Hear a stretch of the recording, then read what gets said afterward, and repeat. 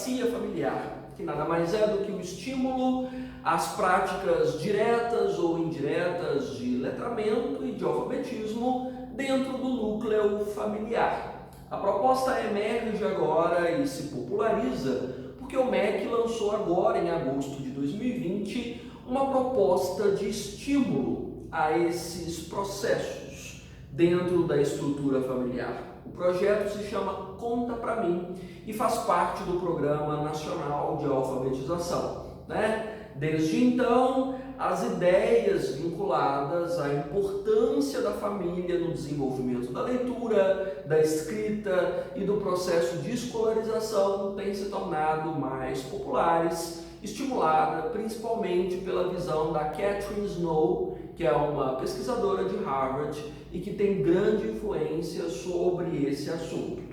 Eu, francamente, estou achando muita graça nessa história, porque o projeto, em tese, ensina as famílias a como lidar com as crianças. Converse com os seus filhos, crie atividades para eles em casa, divida tarefas, faça com que eles contem a respeito do dia que tiveram, proponha jogos.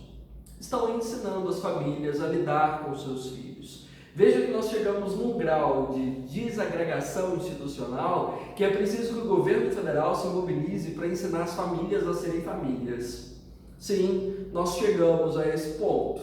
E claro, de uma necessidade de as famílias reconhecerem o seu papel junto à formação dos filhos e, claro, ao processo de escolarização depois, para que as professoras não sejam consideradas as únicas responsáveis pela primeira etapa de formação da criança. Então, a ideia já nasce assim, no mínimo, debochada, dentro da minha visão já meio cínica para boa parte dessas questões. Mas claro, o projeto é lindo, ideia maravilhosa, incrível, propor que de fato os pais enxerguem que os filhos existem dentro de casa e que eles não sejam só um peso ou um fardo dentro da formação familiar. Ou que eles devam ser despachados para as escolas e colocados sob inteira responsabilidade da instituição de ensino. Então, é um processo assim, posso traduzir talvez como a caverna sobre a caverna, se eu retomar aqui a alegoria de Platão. Nossa, mas eu já estou resumindo o assunto? Pera, deixa eu explicar melhor. Então, para nós conseguirmos nos posicionar diante do assunto. Então, esse nome sofisticadésimo nada mais é do que o envolvimento da família com as atividades escolares e com o processo de formação de uma criança. Essa literacia envolve leitura e escrita, A ideia é vincular, então, mais proximamente a família dos processos de educação, ou seja, para que a família reconheça que de fato ela tem um peso muito grande no processo de condução da formação do indivíduo, E todos nós temos ciência clara sobre esse processo de forma quase intuitiva, de que as famílias têm de fato um poder de influência sobre o processo de alfabetização, a compreensão de mundo e tudo mais, até porque a família é a primeira instituição com a qual a criança tem contato e é a primeira instituição a partir da qual a criança forma a sua visão de mundo. Então é inevitável que a família vai exercer, claro, um papel profundo na determinação de como essa criança vai se desenvolver dentro do ambiente escolar, como ela vai se relacionar com o ambiente, de que forma ela vai se desenvolver, E esse desenvolvimento nos últimos anos tem sido, para não dizer assim, catastrófico, no mínimo vergonhoso. Nós temos um dos piores desempenhos em termos de letramento, habilidades de leitura e capacitação dentro da realidade escolar.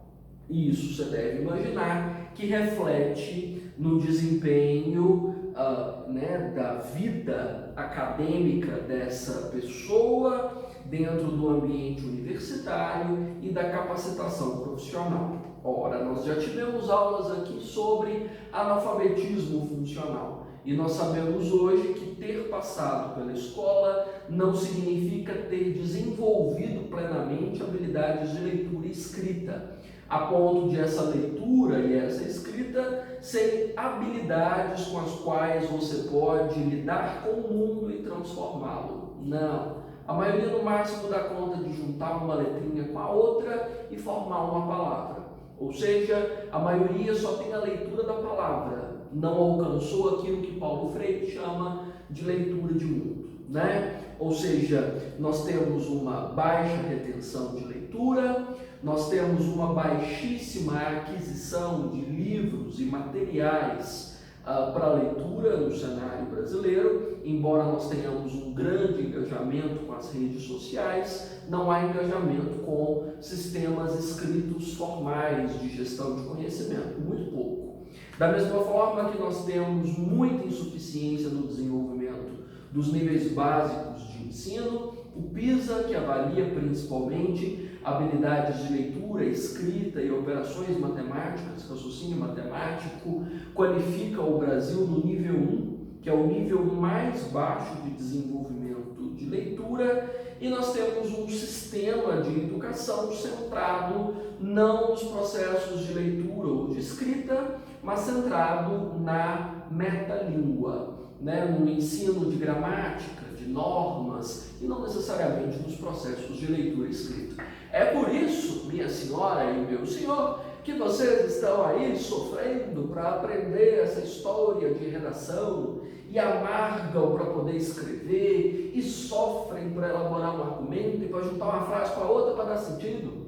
Porque o processo de desenvolvimento das habilidades de leitura e de escrita foram, assim, pífios, fraquíssimos ao longo da formação escolar.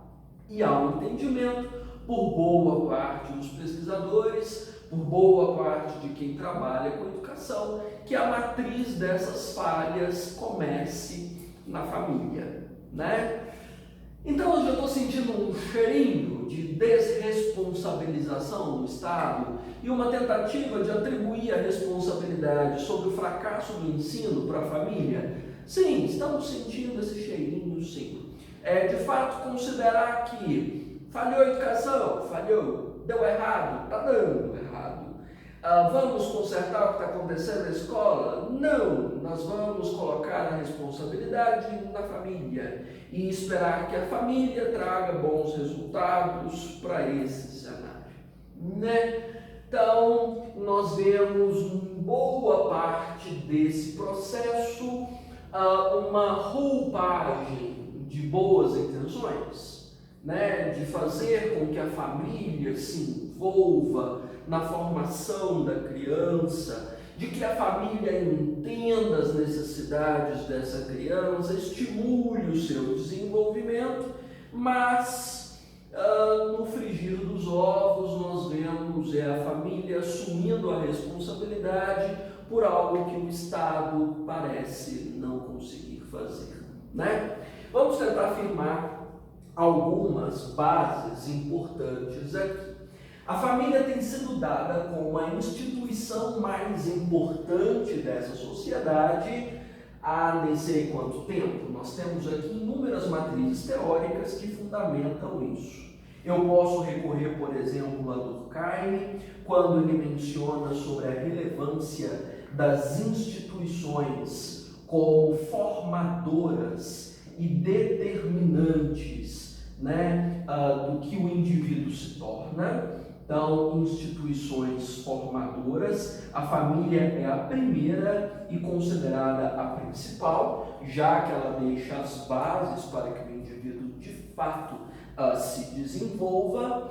E no cenário brasileiro, a família ocupou a centralidade da moral e também a centralidade da economia, junto com a velha centralidade da formação social. Estou dizendo isso porque nós temos uma tradição na instituição familiar desde a matriz colonial. A nossa composição colonial foi, antes de tudo, uma composição familiar. E a família foi considerada quase uma empresa, né, que geria a base de formação dessa sociedade e o desenvolvimento econômico. Você encontra muito disso descrito na obra do Gilberto Freire, em obras como Casa Grande e Senzala ou Sobrados e Mucambos, em que ele descreve a composição social e econômica do país. A família era considerada a matriz de formação da sociedade. A partir dela é que todos os outros arranjos sociais seriam entendidos, né? Então, não é agora, em 2020, em agosto de 2020, com o projeto Conta Pra Mim do MEC, que nós entendemos que a família tem relevância na formação do indivíduo. Nós já estamos entendendo que a família é formadora do indivíduo desde que esse país é país, né? Está na base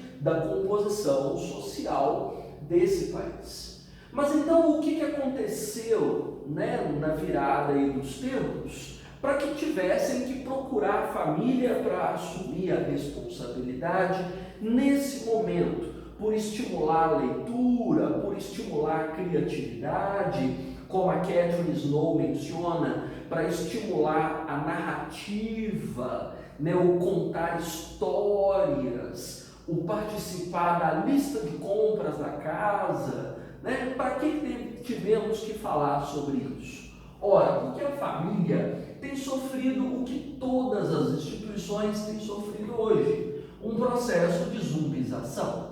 Essa família, que era a instituição mais forte, mantenedora da ordem, da moral e da força, da solidez dessa sociedade, está perdendo o seu vício, ou talvez já tenha perdido. Quando Bauman analisa a ultramodernidade, a modernidade líquida, como ele menciona, vai pelo ralo abaixo a força da família. É uma das primeiras instituições que ele acaba analisando dentro de um processo de enfraquecimento. Por que zumbi? Porque está viva. Tem, mas já meio morta, meio disfuncional. Então, zumbi, morto-vivo, é a mesma coisa que se tem para a família. Quando é que esse processo acontece de fato? Porque dizer que está zumbi é fácil, mas quando é? Momento, data, né, que começa esse processo? Olha, eu posso dizer que a nova distribuição social do trabalho é uma das maiores responsáveis por essa alteração abrupta da estrutura familiar e da relevância da família também. Trazendo para o nosso contexto aqui, dessa responsabilidade da família sobre a educação, veja que a partir das revoluções industriais, desde a primeira na Europa no século XVIII, no Brasil a partir do século XX, o que a família faz e os papéis da família começam a ser brutalmente alterados, porque essa matriz de moral, essa matriz de formação, de solidez, de orientação, é toda substituída pela matriz do trabalho.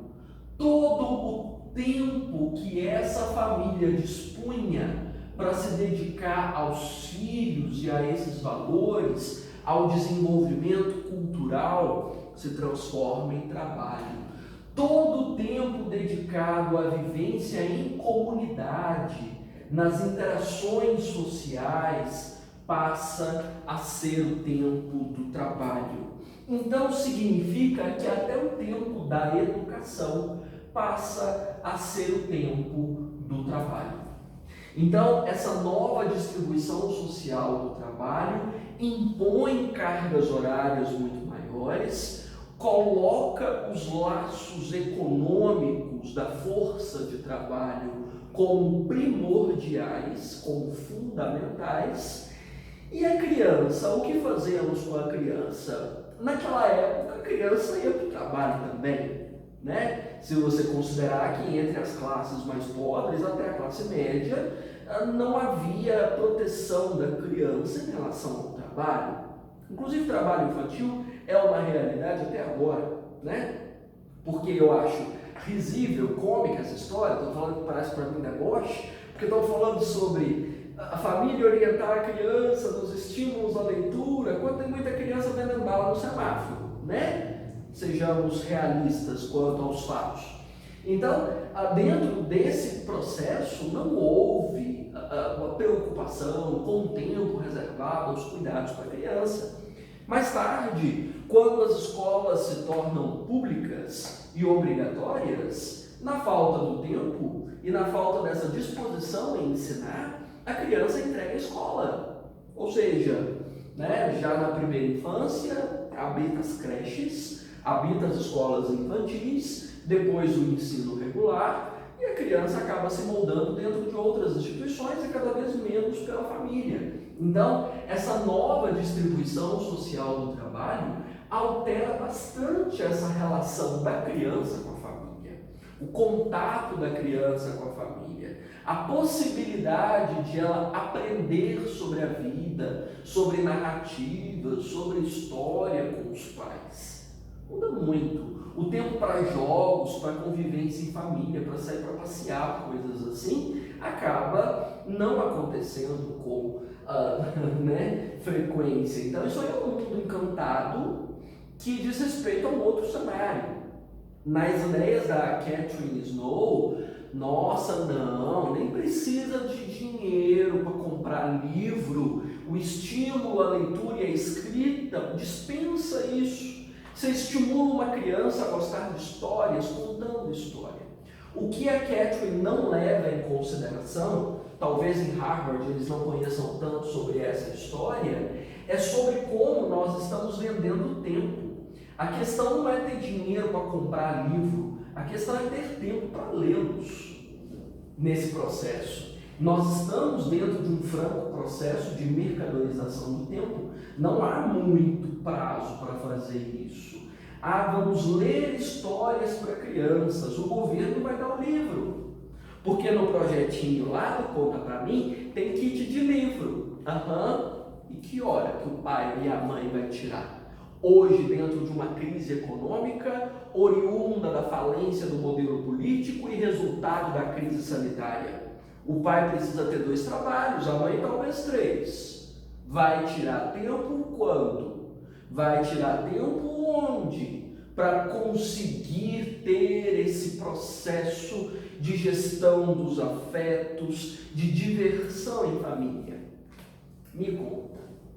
Então, essa ideia acaba não sendo levada em consideração. E embora essa Catherine seja uma intelectual respeitadíssima, ela me parece dentro da bolha a que boa parte da pedagogia contemporânea se encontra, de não perceber o cenário em que essas pessoas estão e a forma como elas vivem, para sugerir de que forma deve se gerir a formação de uma criança, né? Então, vamos dizer que isso aqui já representa para nós o principal entrave dessa literacia familiar, a ideia bonita de você conjugar educação, afeto, carinho e o espaço familiar. Na prática, o tempo está vendido, né? Tem uma distopia no cinema fantástica sobre isso. Vou me lembrar o nome, conto. Sou péssimo com os nomes, né? Sobre isso de nós vendermos o tempo de vida. A produção não é muito antiga, não. É recente. Estamos assim. Não temos o prazo registrado no braço, como aparece no filme, mas nós temos o prazo registrado na carteira de trabalho. Nós temos o prazo registrado em contratos. É preciso cumprir. Nós já vendemos a nossa alma para o mercado. E esses espaços acabam sendo muito mais difíceis de gerir dentro desse tempo mercadorizado. né, oriundo desses processos. E aqui, sim, você pode considerar o agravamento de todo esse cenário aqui pela uberização do trabalho, que é uma demanda que nós, inclusive, já discutimos aqui umas 2 ou 3 vezes. O mercado de trabalho envolve um nível de precarização cada vez maior, e essa precarização combina exploração, pouco tempo, né, disponível para o descanso, para a recuperação, ou seja, é preciso que você venda o máximo de tempo possível por salários cada vez mais baixos. Dentro, então, da sequência infindável de falências, num efeito dominó, é uma pecinha derrubando a outra todos os dias, a tendência é que os salários estejam cada vez mais baixos, o nível de vida cada vez mais alto e, claro, o tempo para se dedicar a crianças cada vez menor, porque a preocupação do pai, sabe qual que é? É colocar comida, é colocar o arroz com feijão na mesa para a criança não morrer de fome. Porque se ele opta por dedicar tempo para a formação letrada da criança, como é que ele vai comprar comida? Como ele vai administrar esse tempo? A Catherine menciona, assim como os especialistas do MEC, que esse processo de literacia familiar é um dos maiores responsáveis por quebrar o círculo da pobreza, né? Esse circuito fechado que conduz à pobreza continuamente, tal como, deixa eu me lembrar, Morte, Vida e Severina retrata, obra do João Cabral de Melo Neto, sabe aquele ciclo infindável de pobreza, gerando pobreza e mais pobreza?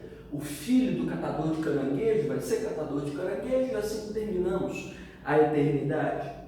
Mais ou menos esse circuito, como é que você quebra? Porque para você quebrar, o foco não é a criança, o foco é a família.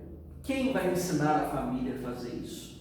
Quem vai dar tempo para a família fazer isso? Redução de carga horária vai ser isso? Menores tempos de trabalho e salários mais altos? É isso? É isso que eu ouvi, senhor?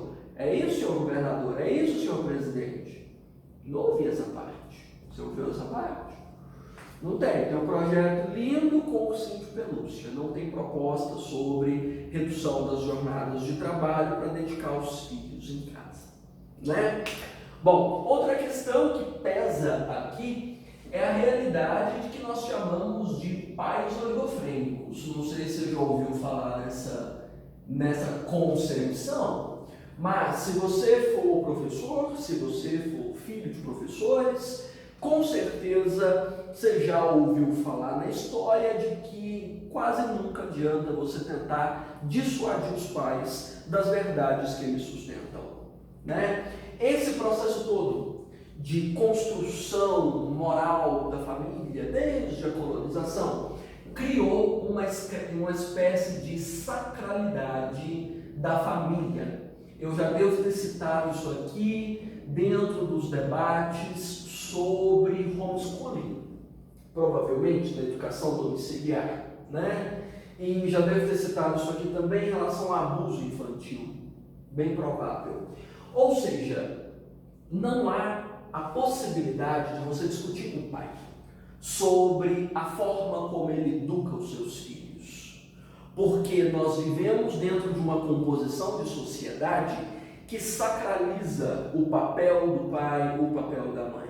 É como se quando concebesse uma criança, automaticamente os pais já soubessem como é gerir a educação, né, desse pequeno abençoado. Ou seja, não há debate, não há racionalização. Há uma verdade religiosa dogmática que impera sobre isso, de forma que os pais oligofrênicos, que não têm a possibilidade de abertura de visão, fechados numa concepção só, acreditam numa educação intuitiva, ou seja, é aquilo que eles ouviram dos próprios pais, é a própria educação que eles mesmos receberam, baseadas nas emoções, nos instintos e na vivência moral. Debater isso é dificílimo. Você pode associar essa sacralidade da família tanto àqueles fatores que eu citei, de Gilberto Freire, da matriz mesma do processo de condução da família como instituição maior e coercitiva, como a própria matriz religiosa da qual nós somos herdeiros. Porque você há de convir que a matriz religiosa da qual nós somos herdeiros, desde as missões jesuítas, colocam essa família intuitiva como a base maior, inquestionável. Um tabu sobre o qual você não pode gerar nenhum tipo de polêmica. Do contrário, você está destruindo a moral e os bons costumes. Não se pode tratar de variáveis. É uma verdade apregoada. E isso é um problema muito grande, porque os tempos mudaram, porque a condição dessa família mudou e porque nós estamos dentro de um Estado laico cujas normas não estão mais subordinadas a essa velha matriz religiosa, que nem é a mesma hoje, até porque a matriz cristã, mais precisamente a matriz católica, que fundou esse país, lá nas missões jesuítas, como eu estou dizendo, lá do século XVI, né? A matriz hoje já é nova, né? Já não é a mesma do século XVI. A própria visão da religiosidade, principalmente desse catolicismo que nos fundou, já é outra. Mas não, essa matriz religiosa sacralizou a família de modo que não se discute.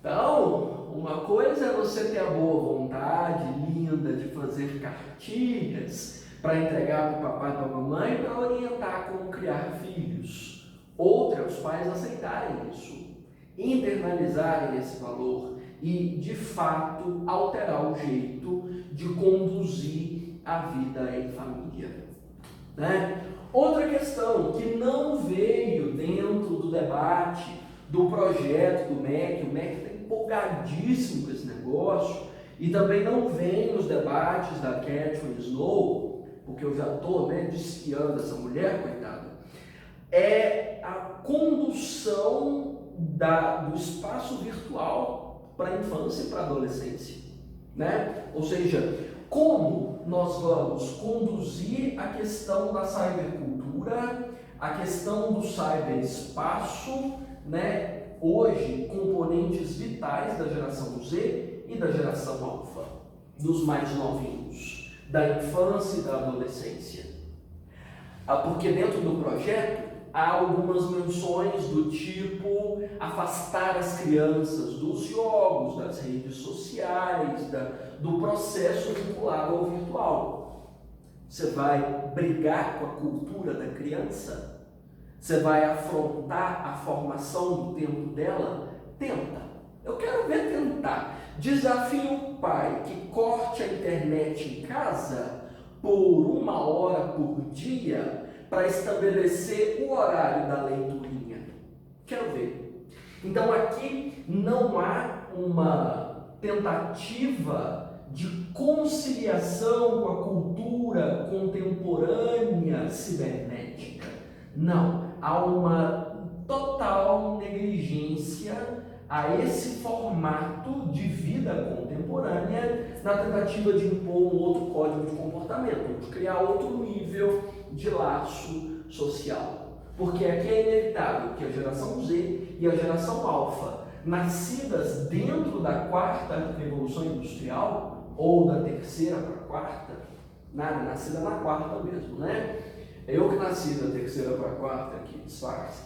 Então, a formação de toda a geração nascida aqui já vem imersa nessa formação cultural, né? Ela é condicionada no ambiente escolar, no contato com outras crianças e, claro, no próprio contato em família, já que esses pais, né, sagrados estão também com os telefones nas mãos. Estão 24 horas por dia acompanhando notícia do Zap, não é assim? Estão postando porcaria nas redes sociais o tempo todo, estão envolvidos nas tretas de internet como todo mundo. Claro que os filhos acompanham, afinal os filhos refletem o comportamento dos pais, né? A educação pelo exemplo é mais forte que qualquer outro formato de educação. Então, o projeto não leva isso em consideração. Como é que você cria uma nova rotina vinculada a isso aqui? Porque tudo que propõe a literacia familiar, em termos de convivência, de diálogo, de estímulo à narrativa, aos jogos, ao pensamento científico, não combina com a forma como essa cultura cibernética contemporânea é vivida. Nós já tivemos uma mega aula sobre cybercultura, tivemos outra mega aula sobre infância e tecnologia. Provavelmente você deve ter visto. Se você não viu, te aconselho a assistir. E o que nós tratamos dentro desse processo? Primeiro, essa cultura contemporânea cibernética envolve uma super oferta de presença, né? Ou seja, o espaço virtual oferece para a criança tudo que ela quer, na melhor versão que ela precisar, tudo que a agrade. Ou seja, ela é o reizinho e todos fazem a vontade dela. Todos quem? Os youtubers, os influencers, todas as redes às quais ela tem acesso. Como é que você impõe uma criança algo que não faz parte do convívio dela, que ela não gosta, para a qual ela não foi acostumada? Ela simplesmente se fecha para o processo. Ou você cria uma literacia familiar que consiga conviver com o virtual, ou que parta do virtual, ou você não consegue a adesão da criança. E não adianta você querer impor para a criança, porque esse tipo de norma, ou faz ou se apanha, não funciona na formação do século XXI.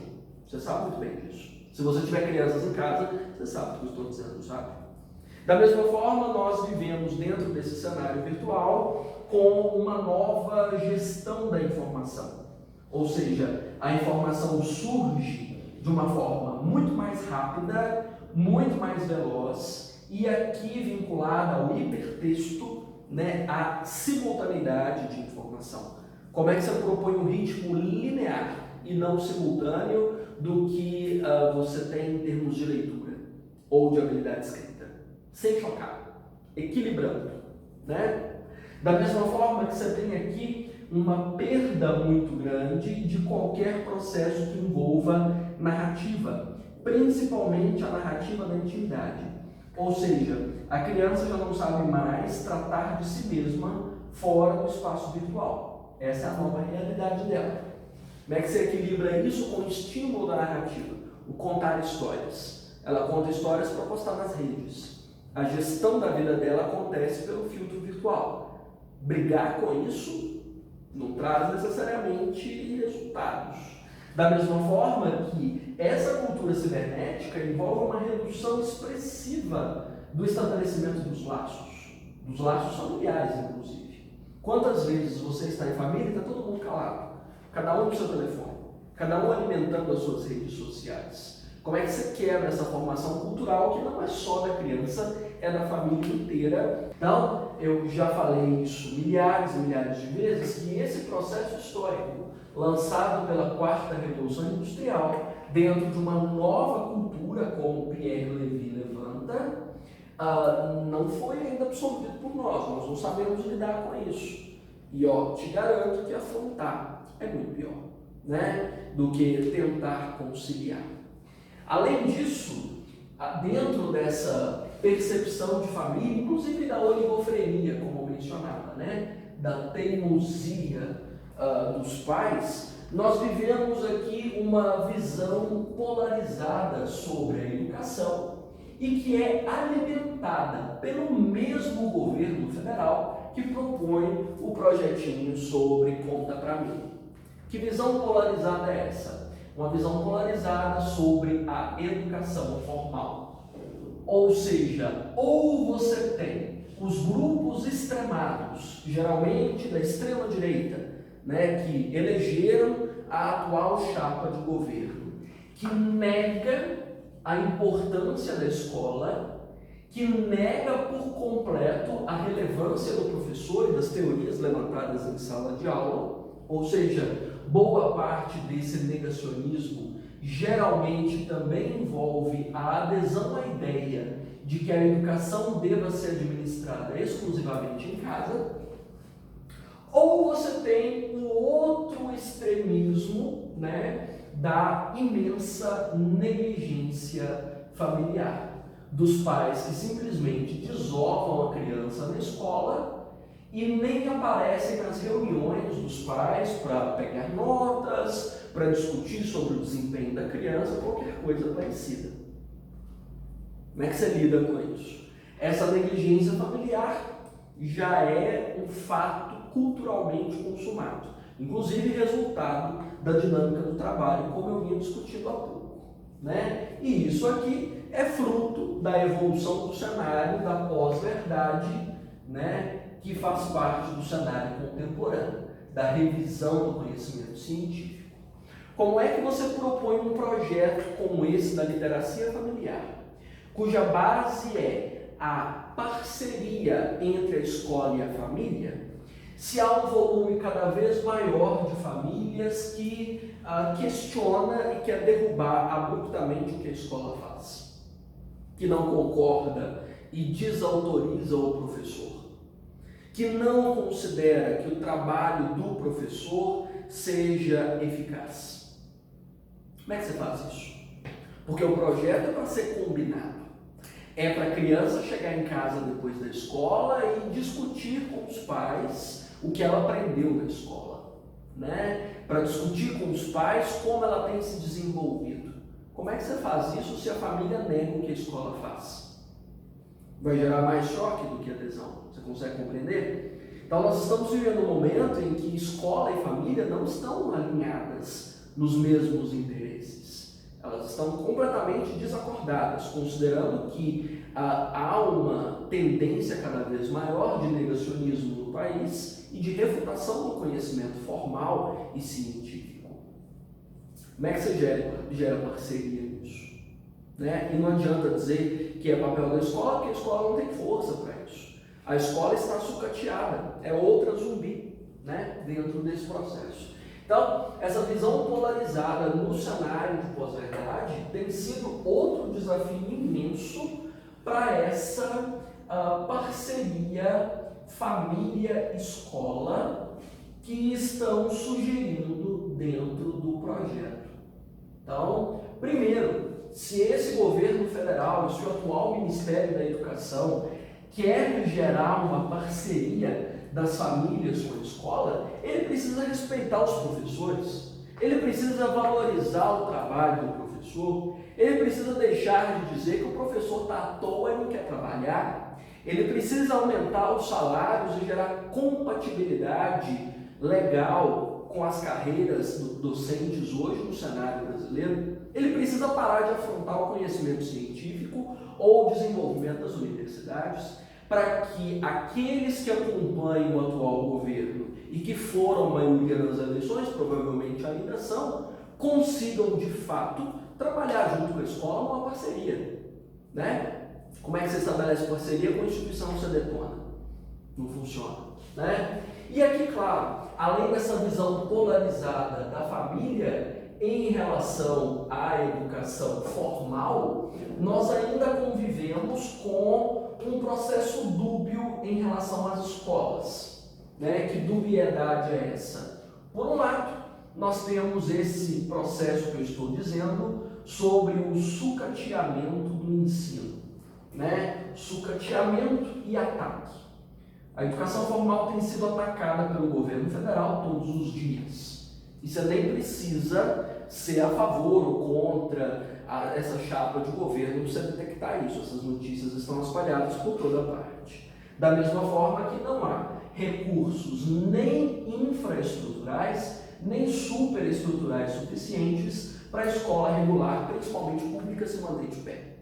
Falta a matriz, né, física, de estrutura escolar, investimento, tecnologia e tudo mais, assim como falta treinamento de boa parte dos profissionais e adequação do planejamento para atender as necessidades do ensino. Então o processo anda bem falho. Já falamos do desmonte da educação também umas vezes. Parece que essa discussão engloba quase tudo que eu já falei, hein? E de outro lado, né, caso você esteja dentro de uma escola particular, você sabe dessa escola que se tornou um empreendimento de mercado, que não está lá muito interessada ou focada no desenvolvimento educacional, mas que está preocupada com as suas marcas financeiras e com a sua competitividade no mercado. Também não combina com parcerias familiares, até porque se ela é um empreendimento do mercado, ela vai atender ao que o seu cliente espera. E o que esse cliente espera? Que a escola cuide da educação do seu filho, afinal, estamos pagando caro para isso. Então, paga-se milhões nessas escolas, principalmente nas escolas de elite, para que elas desobriguem os pais da responsabilidade da educação. Como é que você dialoga família com esse perfil de escola? E você não pode dizer que essa escola tem que mudar a postura, porque se ela muda a postura, ela perde os seus clientes, ela vai à falência, ela fecha, né? E isso vai da educação infantil até ensino médio, cursinho e tudo mais. Ou seja, de uma escola que serve justamente para sustentar a negligência familiar. Como é que você lida com isso, né? Dessa escola que entrou para essa lógica neoliberal, a que todos nós acabamos nos curvando, hora ou outra, dentro dessa estrutura de sociedade.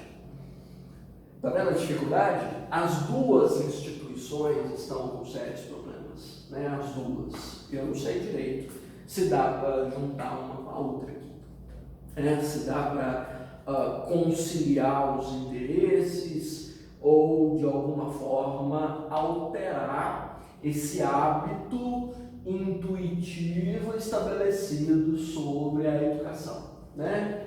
Eu não sei se você concorda, mas me parece que um projeto como esse, dessa literacia, a partir do Ministério da Educação, é mais uma jogada política mesmo, para dizer que a família é muito importante, para compor pauta eleitoreira.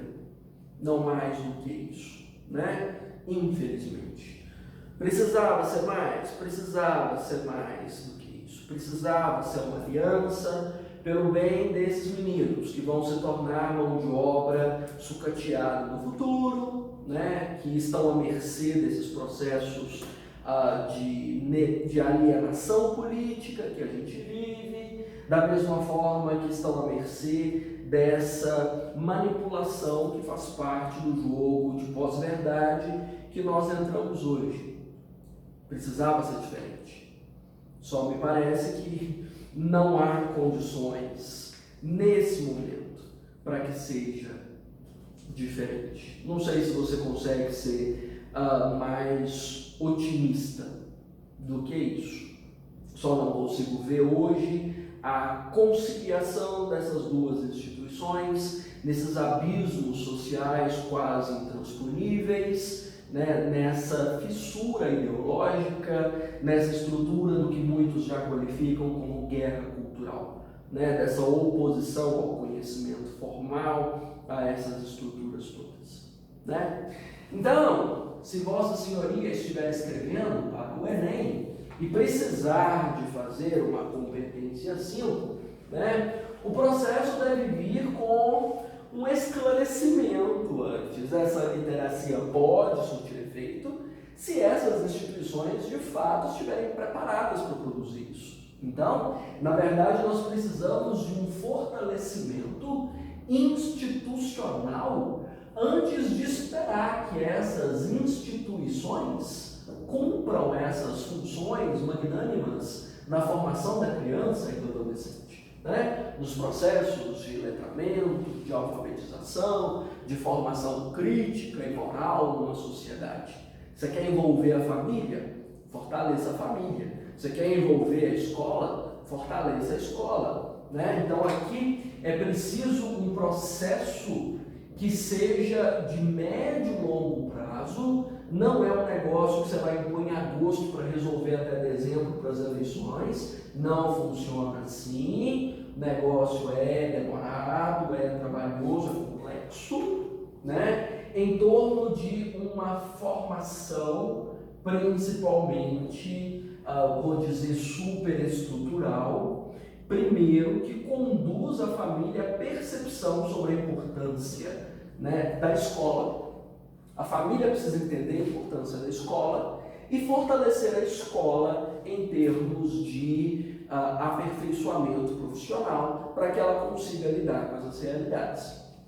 Depois dessa formação superestrutural, você tem que bancar a formação infraestrutural da escola, para que ela esteja preparada para lidar com esses processos, e da família, para que o pai possa ter o prazer de ter tempo para ler com o seu filho, para ouvir as suas histórias, para conversar sobre a sua realidade, as suas aprendizagens, para contar as histórias de família, né, para lidar com essa nova formação, com essa nova época, né, talvez conciliando o virtual com isso, né, associando o virtual nessa formação, para que não precise vir um projeto ingênuo como esse para ensinar como as famílias devem formar crianças para o mundo da escola, para o mundo do conhecimento, né? Para que isso seja possível de forma mais autônoma, né? É preciso um processo de formação assim. E esse processo de formação precisa começar com o fim da oposição do governo às escolas, né? É uma questão política aqui, não tem como não tocar nesse assunto. É fundamental que isso ocorra, né? Para depois nós pensarmos, talvez, num processo de educação de qualidade, que até agora, né, não dá. Então, é um processo muito mais complexo do que comprar kits de leitura e distribuir nas famílias ou levar para a escola. Literacia familiar precisa vir antes com o entendimento de qual realidade é vivida no país, né? Educação não acontece dentro de uma caverna de Platão, acontece nas fissuras do mundo real, cheio de desarranjos, cheio de incômodos, cheio de desafios. É preciso lidar com a realidade.